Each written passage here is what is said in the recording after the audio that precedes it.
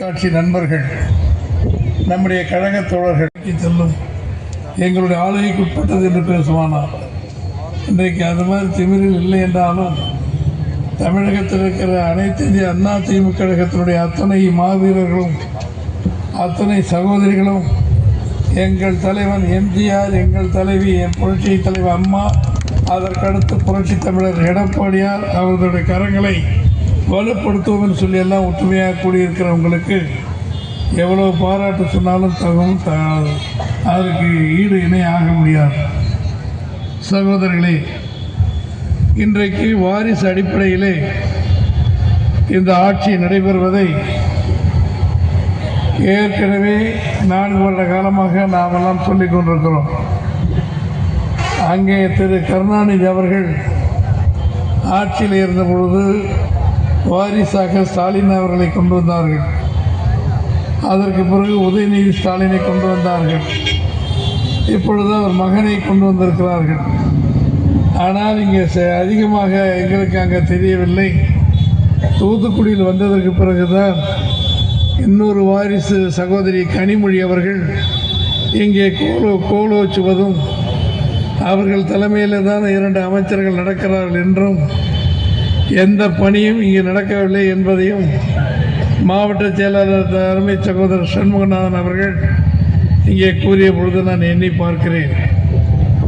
அந்த வாரிசு அடிப்படையிலே ஒரே நேரத்தில் தன்னுடைய மகனை சட்டமன்ற உறுப்பினராக்கி, அமைச்சராக்கி, துணை முதலமைச்சராக்கி, இந்த கட்சியினுடைய இளைஞரணி தலைவர் செயலாளராக்கி, தான் சிறந்த அப்பன் என்கிற தகப்பன் என்கிற முறையிலே அங்கே நடத்தி கொண்டிருக்கிறார்.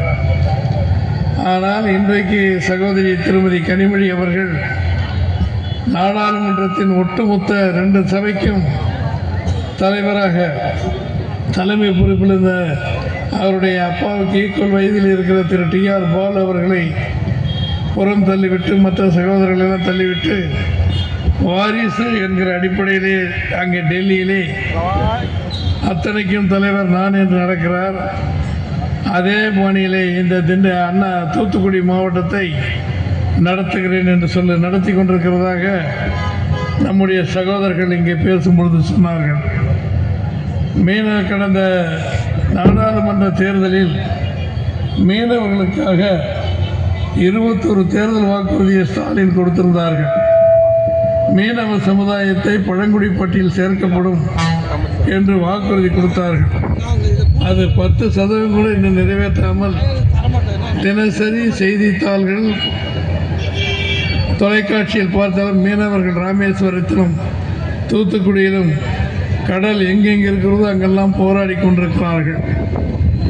கடந்த 23ஆம் ஆண்டு டிசம்பர் மாதம் தூத்துக்குடி, நெல்லை, கன்னியாகுமரி உள்ளிட்ட 4 மாவட்டங்களில் கடுமையான மழை பெய்த பொழுது நீங்கள்லாம் பாதித்தீர்கள். அப்போ பாதிக்கப்பட்டவர்களுக்கு முதலாக ஆறுதல் கூறி நிவாரண உதவியை வழங்கியவர் 2 புரட்சி தலைவர் அம்மாவின் வாரிசு புரட்சி தலைவர் எடப்பாடியார் என்பதை நீங்கள் எல்லாம் அறிவீர்கள்.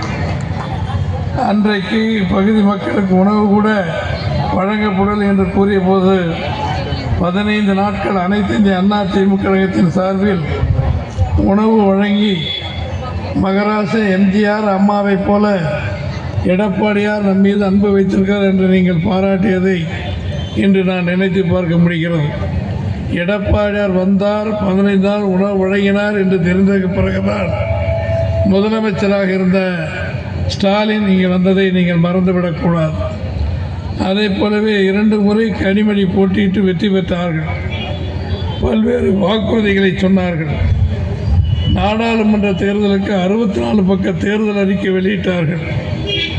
இது அந்த 64 தேர்தல் வாக்குறுதியிலே அவர்கள் சொன்னதை பாராளுமன்றத்திலே சகோதரி கனிமொழி இதுவரை பேசியிருக்கிறார் என்றால் இல்லை தோழர்களே. எப்படி 525 வாக்குறுதியை 21 தேர்தலிலே எடப்பாடி கொடுத்து ஏமாற்றி கொண்டிருக்கிறாரோ, அதே போல பார்லிமெண்ட்டுக்கு என்று சொல்லி 64 பக்க தேர்தல் அறிக்கையை கொடுத்து அதை நிறைவேற்றாமல் இன்று வரை இருக்கிறார்கள். இன்றைக்கு தூத்துக்குடி உலக வரைபடத்தில் எடப்பாடியார் இடம்பெற்று செய்திருக்கிறார் என்று சொன்னால், குலசேகரப்பட்டினத்தில் ராக்கெட் ஏவுதளம் 2223 ஏக்கர் நிலத்தை ஒதுக்கி தந்து அதற்குரிய காரணகர்த்தாவாக விளங்கினார்கள். அதே போல அனல் மின்சாரம் அம்மா காலத்திலிருந்து தொடர்ந்து எடப்பாடியார் காலத்திலேயே நடத்தப்பட்டதையும் இங்கே சொன்னார்கள். ஸ்மார்ட் சிட்டி என்று கொண்டு வந்து 850 கோடி மூலமாக நம்முடைய பேருந்துகளை மற்றவையெல்லாம் அழகுபடுத்துவார். மாண்புமிகு எடப்பாடியார் என்பதை பேசவில்லை என்பதை தூத்துக்குடி அதை எடப்பாடியார் முன்பாக தெரிவித்துக் கொள்கிறேன்.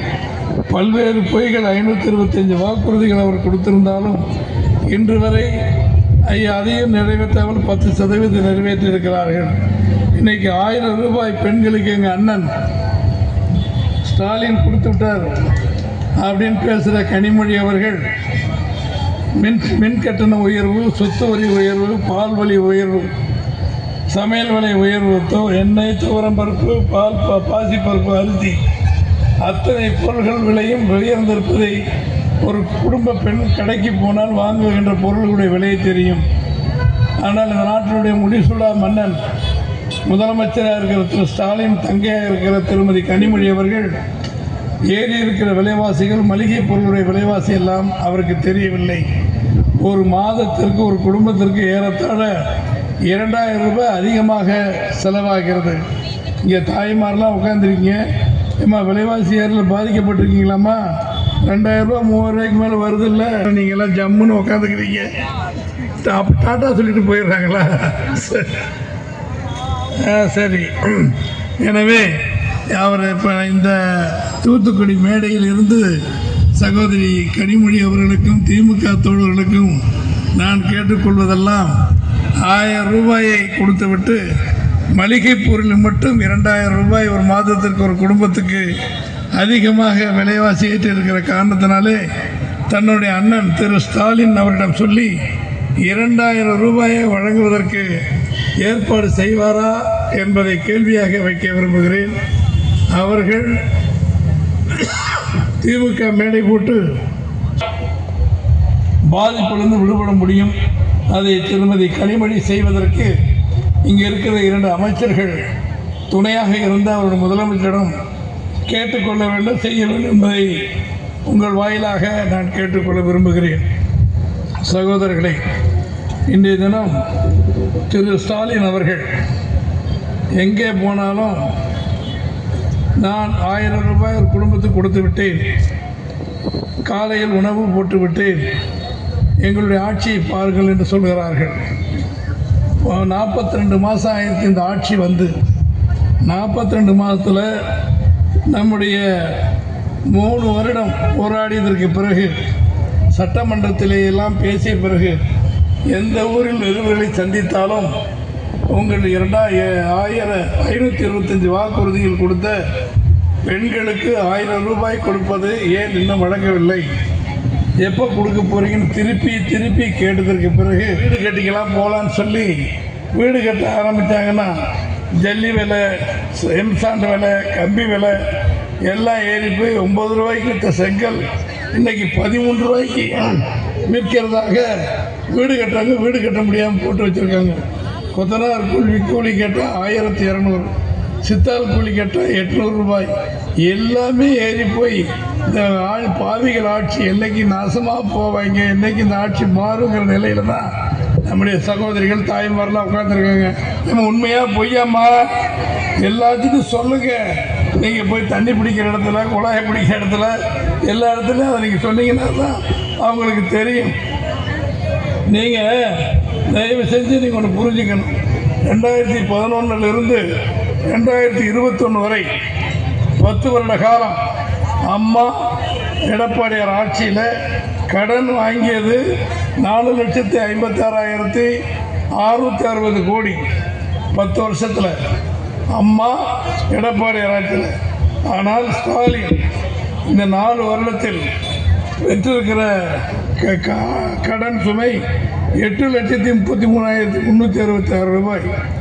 4 ஆண்டுகளில் வாங்கிய கடன் 3,76,702 கோடி. இது நானும் சண்முக ஐயாவும் மற்றவங்கெல்லாம் போய் ரோட்டில் உட்காந்து கணக்கு போடலை. தகவல் அறியும் சட்டத்தின் மூலமாக மத்திய அரசாங்கம் மாநில அரசாங்கம் ஏற்கனவே இருக்க சட்டத்தின் அடிப்படையிலே 42 மாதத்திலே இந்த ஆட்சி எவ்வளோ கடனை பெற்றிருக்கிறது என்று கேட்டால் 3,76,702 கோடி இதை கொடுக்கிறான்னு சொன்னாங்க. இங்கே இருக்கிற நம்முடைய ரேஷன் கார்டு வைத்திருக்கிற நம்முடைய குடும்பத்தினருக்கு ஒவ்வொரு குடும்பத்திற்கும் 3,71,800 ரூபாய் தலையில் கத்தியாக தொங்குது கடன். நம்ம குடும்பத்துக்கு ஒவ்வொரு ஆளுங்க இந்த சண்டால பாவி கனிமொழி அண்ணன் அவங்க அண்ணன் வந்ததுக்கு பின்னால் ஒவ்வொரு குடும்பத்துக்கு இப்போ 3 லட்ச ரூபாய் 3,71,000 ரூபா கட்ட வேண்டிய ஒரு மோசமான ஒரு சூழ்நிலை வருது. அன்றைக்கி சட்டசபையில் நாங்களெல்லாம் எம்எல்ஏவாக இருக்கும்போது இப்போ நடந்து முடிந்த சட்டசபையில் மாண்புமிகு எடப்பாடியார் அவர்கள் எல்லாமே கேள்வி கேட்டாங்க. அப்போ பேசும்போது சொன்னார் ஸ்டாலின் அவர்கள், நான் இதுவரை 3 ஆண்டுகளில் 12,000 கோப்புகளில் கையெழுத்து போட்டிருக்கிறேன். கோப்புனா ஃபைல், தினசரி கையெழுத்து போடுறது. நம்ம வீட்டில் கையெழுத்து கணக்கு சீட்டை எல்லாம் எழுதுவோம் இல்லையா, அந்த மாதிரி முதலமைச்சர் மேலே கையெழுத்து போட்டிருக்காரு. அதில் என்ன கையெழுத்து போட்டிங்கன்னு கேட்கும்போது அவங்க 525 வாக்குறுதி சொன்னாங்க இல்லையா. நீட் தேர்வு ரத்தில் கையெழுத்து போட்டாரா என்றால் இல்லை. 100 ரூபாய் கேஸ் மானியத்துக்கு கையெழுத்து போட்டாரா என்றால் இல்லை. மாணவர்கள் வாங்கிய கடன் 16,000 கோடி கல்வி கடனை ரத்து செய்ய கையெழுத்து போட்டாரா என்றால் இல்லை. பகுதி நேர ஆசிரியர்களை நிரந்தரம் செய்ய கையெழுத்து போட்டாரா என்றால் இல்லை. அரசு ஊழியர்களுக்கு பழைய ஓய்வூதிய திட்டத்தை கொடுப்போம் என்று சொன்னார், அதற்கு ஒத்து கையெழுத்து போட்டாரா என்றால் இல்லை. ஏற்கனவே நான் சொன்னேன் 100 நாள் வேலை திட்டம், அதற்கும் கையெழுத்து போடவில்லை. இந்த லட்சணத்தில் எம்ஜிஆர் அவர்களுக்கு அவர்களுடைய ஆட்சியிலே நம் 32 வருவாய் மாவட்டத்தில் பல்வேறு விழாக்களை 4 வருடம் 3 மாத ஆட்சியில் இபிஎஸ் நம்முடைய எடப்பாடி ஐயா அவர்கள் விழா எடுத்தார்கள். அந்த 12,000 கோப்புகளில் கையெழுத்து போட்டவர். அவர் ஏற்கனவே கொடுத்த 525 வாக்குறுதியில் இவைகளெல்லாம் நிறைவேற்றியிருக்கிறேன். இது என்னுடைய அரசின் சாட்சி சாதனை. நாங்கள் அதிமுக விட அம்மாவை விட எடப்பாடியை விட சிறப்பாக ஆட்சி செய்கிறேன், கருணாநிதி மகன் என்பதை நான் நிரூபித்து விட்டேன் என்று சொன்னால் பரவாயில்லை. எதற்கெடுத்தாலும் முத்துவேலர் கருணாநிதி ஸ்டாலின் நான் இளிச்சவாயன் அல்ல என்று பேசுகிறார். ஆனால் வழி தேங்காய் எடுத்து கடை தேங்காய் எடுத்து வழி பிள்ளையாருக்கு முடித்த மாதிரி 100 நெய்யை என் பொண்டாட்டி கையேன்னு சொல்கிற மாதிரி அரசாங்க பணத்தை எடுத்து அவங்க அப்பன் திரு கருணாநிதி அவர்களுக்கு எங்கே பார்த்தாலும் சிலை கட்டுறார். என்னையா உனக்கு அந்த முழு சட்டக்காருக்கு என்ன இன்னும் கொஞ்சம் டாஸ்மாக் இருந்தால் போட்டு விடு. சரி பேசாமல் ரொம்ப கூடவே பேசிக்கிட்டு தான் நாங்கள் என்ன பேசுறது. ராசா கொஞ்சம் பேசாமல் ராசா. சகோதரர்களே, இன்னைக்கு நம்முடைய அந்த நம்முடைய வரிப்பணத்தை எடுத்து கருணாநிதிக்கு எங்கு பார்த்தாலும் சிலைகள். ஆனால் எம்ஜிஆர் அவர்களுக்கு 32 வருவாய் மாவட்டத்திலே நம்முடைய எடப்பாடியார் அவர்கள் விழாவை எடுத்து அந்த இதய தெய்வத்திற்கு பாராட்டு நடத்தி 10,887 கோடி ரூபாய் திட்டங்களுக்கு நிதி ஒதுக்கீடு செய்து 9 லட்சம் பயனாளிகளுக்கு நலத்திட்டங்களை 547 புதிய அறிவிப்புகளாக வெளியிட்டு மக்கள் பயன்பெறத்தக்க சூழ்நிலை உருவாக்கினார்கள். ஆனால் ஸ்டாலின் அவர்கள் 100ஆண்டு விழாவை தன்னுடைய தந்தைக்கு எடுத்தார்கள். ஏயா வரி பணத்தை எடுத்து இப்படி பண்ணுறீங்களன்னா, எடப்பாடி அவங்க தந்தை அவருடைய தலைவர் எம்ஜிஆருக்கு எடுத்தார். அப்போல்லாம் கேட்கல, எங்களை மட்டும் கேட்குறீங்கன்னு சொல்லிட்டு விழா எடுக்கிறாருன்னா 214 கோடிக்கு கருணாநிதி பெயரில் நூலகம்னு ஒன்று வைக்கிறார். அது மழை பெஞ்சா ஒழுகுதுன்னு சொல்லி பத்திரிக்கையில் வருது. அதே போல் அவங்க அப்பா பேனால் எழுதினார், ஒரு பெரிய பேனா. அந்த பேனாவுக்கு நினைவு சின்னமாக சொல்லி நம்முடைய மெட்ராஸ் கடற்கரையில் நம்முடைய வரிப்பணத்தில் 80 கோடி ரூபாய்க்கு பெரிய பேனா வச்சுருக்காருங்க. அந்த கடற்கரையில் வந்து பாருங்கள், ஏற்கனவே பல தடவை வந்திருப்பீங்க. இப்போ தயவு செஞ்சு 80 கோடி எப்படி கொள்ளையடிச்சிருக்காங்கன்னு வந்து பாருங்களேன். பேனா சின்னம் அவர் கருணாநிதி அதை வச்சுருந்தாரா? மற்றவங்கெல்லாம் பென்சில் எழுதுகிற மாதிரி அவருக்கு பேனாவுக்கு ஒரு 80 கோடி பண்ணுறார். அதே மாதிரி அந்த ஒரு சட்டசபையை மாதிரி சட்டசபையை கட்டினார் கருணாநிதி. அதை அம்மா இன்னைக்கு மருத்துவமனை ஆக்கிட்டாங்க. அது கருணாநிதி கட்டணும்னு சொல்கிறதுக்காக 2 கோடி ரூபாயில் அங்கே அவருக்கு சிலை எடுத்து நம்முடைய வரி பணத்தில் கருணாநிதி சிலையை வைக்கிறார். முட்டுக்காடுன்னு ஒரு இடம் இருக்குது சென்னையில். அதில் 484 கோடிக்கு பன்னாட்டு கலையரங்கம் கலைஞர் கருணாநிதியினுடைய பெயரில் அங்கே வைக்கிறார். அது போக தன்னுடைய தவமிருந்த பெற்ற பிள்ளை உதயநிதி ஸ்டாலின் விளையாட்டு அமைச்சராக போட்டிருந்தார். நான் ஒரு கார் ரேஸ் நடத்தணும் அப்படின்னாரு. எங்கே? நடு டவுனுக்குள்ளே அங்கே நம்முடைய சட்டசபைக்கு போகிற வழியில் மவுண்ட் ரோடு அந்த எல்லா ரோடும் அங்கே நீங்கள் போயிருப்பீங்க அண்ணா சாலைக்கு. அங்கே வந்து நடத்துறதுக்கு 44 கோடி ரூபாய் நம்முடைய வரி பணத்திலே கருணாநிதி திரு ஸ்டாலின் அவர்கள் தன்னுடைய மகனுக்கு கொடுத்த அந்த 100ஆண்டு விழா என்று சொல்லி அதில் ஒரு பெரிய ஆடம்பரம் செய்து ஆடம்பரத்திற்கும் விளம்பரத்திற்காக ஏறத்தாழ 485 கோடி ரூபாய் இந்த விழாவிற்காக மட்டும் ஸ்டாலின் அவர்கள் எடுத்து செலவு செய்திருக்கிறார்கள். மனசாட்சியே இல்லாமல் போகிற டீ கடை, ஹோட்டல், பஸ் ஸ்டாண்ட், ரயில் எதில் போனாலும் கொஞ்சம் தயவு செஞ்சு பேசுங்க. இந்த சண்டாளன் திருமதி கனிமொழியின் அண்ணன் ஸ்டாலின் அவர்கள் 485 கோடி அப்பனுக்கு விழா எடுக்கிறதுக்கு செலவு வச்சு அதை வச்சு பண்ணியிருக்காரு. அதனால் இந்த சீக்கிரம் ஆட்சி போகணுங்கிற மாதிரி இந்த சம்பவங்களை தயவு செஞ்சு அங்கே பேசுங்க.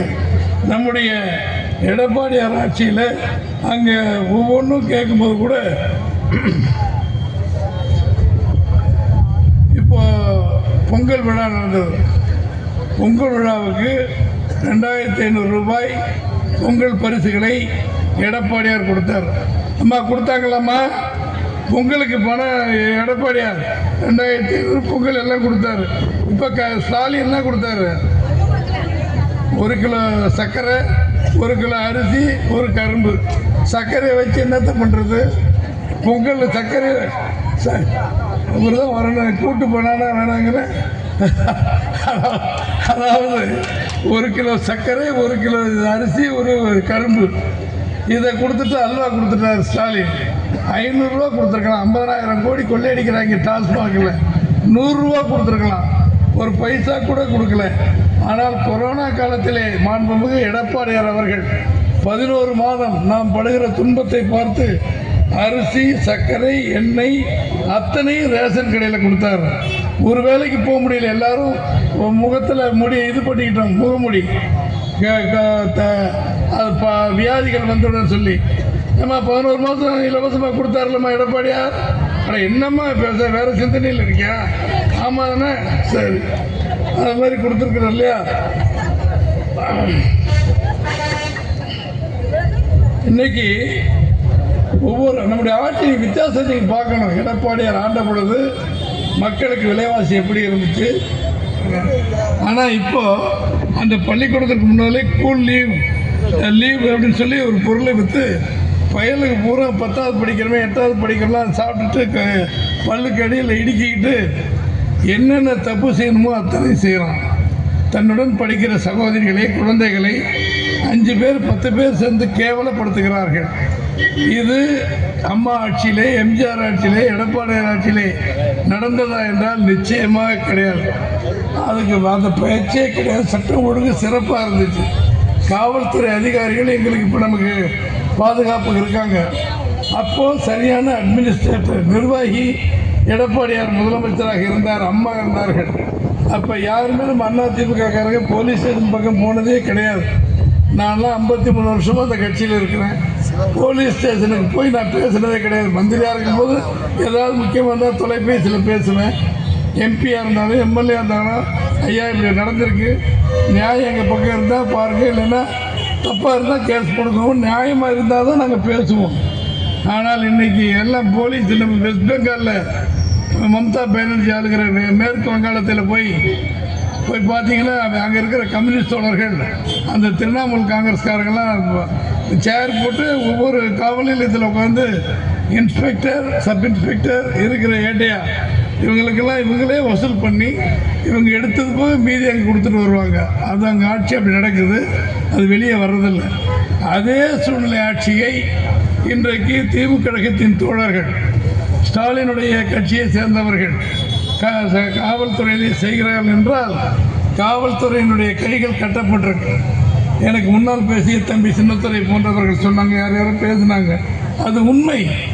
எந்த கட்சி ஆளுங்கட்சியாக வந்தாலும் இருக்கிற காவல்துறை இருப்பார்கள். நடத்துகிறவங்க கரெக்டாக நடத்தினா அவங்களும் செயல்படுவாங்க. நமக்கு என்னப்பா நம்ம இருக்கணும், நம்ம எங்கேயா மாற்றி விட்டுருவாங்கன்னு சொல்லிட்டு எல்லாம் பயந்து போய் இருக்கிறாங்க. அவ்வளோ மோசமான ஒரு சூழ்நிலை இன்றைக்கி போதைப் பொருளாகி போச்சு. இன்றைக்கி நீங்கள் எடுத்து பார்த்தீங்கன்னா ஒரு மாவட்ட அதிகாரி, டெப்டி கமிஷனர் லெவலில் உள்ள ஒரு அதிகாரி, அவர்கிட்ட கீழே வேலை பார்க்குற காவல் அந்த பிசி அல்லது கீழே அந்த மட்டத்தில் உள்ள பெண்ணை மானபங்கம் படித்திருக்காருன்னு சொல்லி அவரை சஸ்பெண்ட் செய்திருக்கிறார்கள். வேலையே பயிரை மேய்ஞ்சால் நம்மளாம் என்ன பண்ண முடியும்? நம்ம கொடுமைன்னு கோயிலுக்கு போனால் இப்படி இத்தனை கொடுமை ஆண்டால் நம்ம யார் தான் என்ன பண்ண முடியும்? அந்த மாதிரி சூழ்நிலைகள். மங்கை சூதகமானால் கங்கையிலே போய் நீராடுவார்கள். மங்கை சூதகம்னாக்கா குளிக்கிறதுக்கு அங்கே போவாங்க சகோதரிகள்லாம். அந்த கங்கையே சூதகமானால் என்ன செய்ய முடியும்னு ஒரு பழமொழி உண்டு. அந்த மாதிரி இன்னைக்கு காவல்துறையே கட்டுப்பாடு இல்லாமல் அவர்களுக்கு கீழே பணிபுரிகிற காவல் சகோதரிகளை கற்பழிப்பு மற்ற பாலியல் குற்றங்களை செய்கிறார் என்று சொன்னால் முதலமைச்சர் சரியாக இருந்திருந்தால் நிச்சயமாக இது நடக்காது. சரைக்கிற ஷேவ் பண்ணுறவர் பண்ணும்போது முகம் கொடுக்குறவர் சரியாக கொடுத்தாதான் நல்லபடியாக ஷேவ் பண்ண முடியும், முடி வெட்ட முடியும். அங்கேயே தலையாடிட்டு இருந்தால் வெட்டு தான் விழுகும். அந்த மாதிரி அதுக்கு ஒரு பழமொழி சொல்லுவாங்க உங்களுக்கு. அதனால் இருக்கிற ஒழுங்காக இருந்தாக்கா அந்த முடி திருத்துவர் நல்லா முடிவு திருத்துவார்னு சொல்லுவாங்க. இன்றைக்கி சரியான முதலமைச்சர், ஆளுமை இல்லாத முதலமைச்சர் இல்லாமல் அவருக்கு முடியாத காரணத்தினால் துணை முதலமைச்சராக உதயநிதி ஸ்டாலின் போட்டதனால் மிக மோசமான ஒரு சூழ்நிலை உருவாகி இருக்கிறது. தோழர்களே, ஒரு பெரிய ஆசை இன்னைக்கு ஸ்டாலினுக்கு வந்துருச்சு. காலையில் பிள்ளைகளுக்கெல்லாம் போய் சோறு விட்டுறாரு. அது பள்ளி 10வது படிக்கிற பிள்ளைகள், கல்லூரிகள் எல்லாத்துக்கும் போடுறாரு.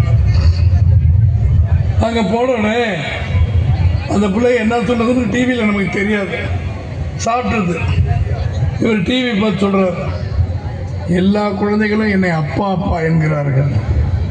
ஒரு கிறுக்குத்தனமான ஆசை யாருக்காவது ஆம்பளைக்கு வரலாமா? எல்லா பிள்ளைகளும் அப்பான்னு சொன்னாக்க இவர் எதுக்கு அதுக்கு மகிழ்ச்சி அடைகிறாரு?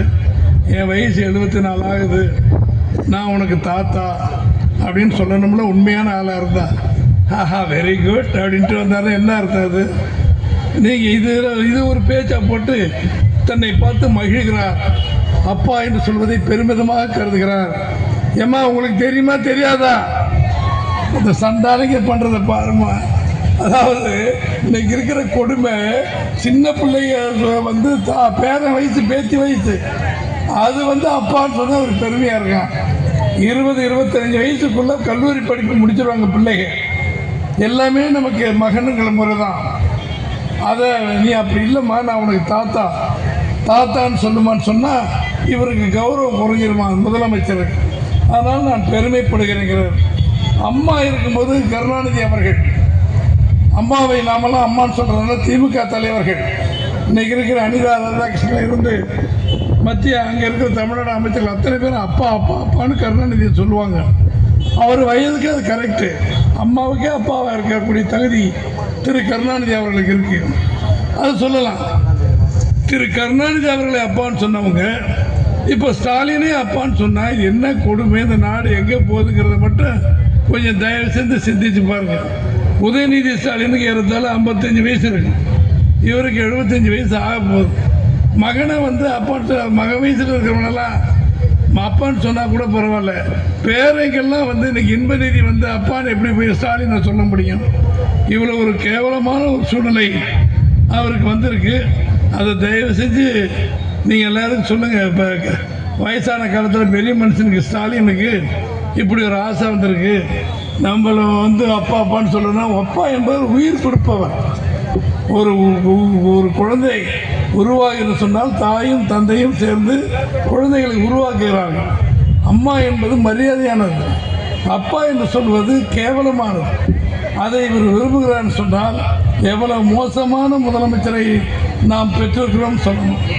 ஒன்று கேட்குறேன், இன்னைக்கு 13 மாணவர்கள் நீட் தேர்வு வரலன்னு சொல்லி தற்கொலை பண்ணிக்கிட்டாங்க. அந்த குழந்தைகளை போய் ஏம்மா ஸ்டாலின் அப்பா உங்களுக்கு நீட் தேர்வு ரத்து போயிடலன்னா அவன் எனக்கு என்ன அப்பா சண்டால பாவின்னு தான் சொல்லுமா அந்த உயிர்கள், அப்பான்னு எங்க சொல்லுமா? நீங்கள் நினைச்சு பாருங்க. நீட் தேர்வை ரத்து செய்யன்னு சொன்னது கருணாநிதி, இது ஸ்டாலின், உதயநிதி ஸ்டாலின். ஆனால் இன்னைக்கு அது 13 பேர் குழந்தைகள் உயிர் போயிருக்கு. அவங்க சொல்லுவாங்கன்னா கிடையாது. அதே போலவே நம்முடைய அம்மா கொண்டு வந்த தாலிக்கு தங்கம் திட்டத்தில் 64,000 பேர்கள் இன்றைக்கி அந்த திட்டத்தை பறிச்சுட்டு அவங்கெல்லாம் திருமணம் ஆகாத சூழ்நிலை இருக்காங்க. அவங்கள போய் அப்பா ஸ்டாலின் உனக்கு ஏமா என்ன செய்யலைன்னா, அந்தால எனக்கு அப்பேன் சண்டால பாவின்னு தான் அந்த பிள்ளைகளாம் திட்டுமே தவிர அப்பான்னு எப்படி சொல்ல முடியும்? அதே போலவே இன்றைக்கி நம்முடைய 40 லட்சம் பேருக்கு வேலை கொடுப்போன்னு சொன்னாங்க. இதுவரைக்கும் ஒரு 10 லட்சம் பேருக்கு கூட வேலை கொடுக்கல. அவங்கள போய் அப்பான்னு சொன்னாலும் மோசமான ஒரு சூழ்நிலையை திரு ஸ்டாலின் அவர்கள் ஆகாத விஷயங்களை சொல்லி மக்களை திசை திருப்பி விலைவாசி உயர்வில் இருந்து மக்கள் படுகிற கஷ்டங்கள் இருந்து அவர்களை மாற்றிக்கொள்வதற்காக இது போல ஒரு திட்டங்களை பேசுகிறாங்க. 3 தினங்களுக்கு முன்னால் எங்கே பார்த்தாலும் திமுக போராட்டம். மாவட்ட ஆட்சித்தலைவருக்கு முன்பாக திமுக தலைவர்கள் போராடினார்கள். இரட்டை மொழி எங்களுக்கு வேண்டும், 3 மொழி தேவையில்லை அப்படின்னு போராடுறாங்க. தயவு செஞ்சு நீங்கள் சிந்திக்கணும். அறிஞர் அண்ணா காலத்தில் 65 எத்தனை பேர் இருந்திருக்கீங்க உங்களுக்கு? 1965 இந்திய எதிர்ப்பு போராட்டம் நடந்தது. அப்போ நேரு அவர்கள் இருக்கும் பொழுது இந்தியை கட்டாயம் படிக்க வேண்டும் என்று தமிழ்நாட்டு மக்களுக்கு உறுதியை கேட்டார்கள். அப்பொழுது அண்ணா அவர்கள் 67 வென்றதற்கு பிறகு தெளிவாக சொன்னார்கள், எங்களுக்கு தமிழ் ஆங்கிலம் போதும், மும்மொழி எங்களுக்கு தேவையில்லை, அது வேண்டாம் என்று சொல்லி சட்டமாக இயற்றி ஏறத்தாழ 50-60 வருஷமாக இரட்டை பள்ளி கொள்கை தான் இருக்குது. நம்முடைய புரட்சித் தலைவர் எம்ஜிஆர் சட்டமன்றத்தில் தீர்மானமாக கொண்டு வந்து 1986 வருஷம் 13/11/1986 நம்ம எம்ஜிஆர் புரட்சித் தலைவர் எம்ஜிஆர் அவர்கள் 2 மொழி கொள்கை தான் சொல்லி சட்டமன்றத்தில் தீர்மானம் நிறைவேற்றினார். அதே மாதிரி புரட்சித் தலைவி அம்மா சட்டமன்றத்தில் தெளிவாக சொல்லி 3 மொழி என்று சொன்னால் அங்கே நாடு தாங்காது, டெல்லியை அழித்து விட்டுத்தான் வருவேன் என்று சொல்லி அவரும் இரட்டை மொழிக்கு உத்தரவு கொடுத்தார்கள். 2017 ஆண்டு அம்மா இறந்ததற்கு பிறகு இதே மும்மொழி பிரச்சனை வருகிறது. அருளால் அப்படியே வந்து சேர்ந்துக்கிட்டு இருக்காங்க. விரைவில் வெளியே வரப்போகிறது. இப்போ சொன்னால் போய் பெட்டியை கொடுத்துருவாங்க. அதனால் அமைதியாக போய்கிட்டு இருக்கிறோம். அது ஒன்றும் பிரச்சனையே இல்லை. யார் என்னங்கிற தத்துவத்தை உண்மையை நம்முடைய எடப்பாடியார் சொல்ல இருக்கிறார்கள். கூட்டணி பலம், ஆசிரியர் பெருமக்கள், அரசு அதிகாரிகள், டாக்டர் ஜியோ தோழர்கள் மற்றுமுள்ள விலைவாசி உயர்வால் பாதிக்கப்பட்ட நம்முடைய சகோதரிகள், குடும்பங்கள் அத்தனையும் எழுகின்ற பொழுது அத்தனை சீட்டுகளும் திமுக டெபாசிட் இழந்து அனைத்திலும் 200 தொகுதிக்கு மேலே அண்ணா திமுக கழகம் வெற்றி பெற்றது. முதலமைச்சராக எடப்பாடியார் வந்தார்கள். புரட்சித் தலைவர் எம்ஜிஆர், அம்மாவின் ஆட்சி வந்திருக்கிறது, வரப்போகிறது என்ற சூழ்நிலை நீங்கள்லாம் மகிழத்தக்க அளவில் நடந்து விலைவாசிகளை குறைத்து சட்ட ஒழுங்கை காப்பாற்றி பெண்களுக்கு பாதுகாப்பு நல்ல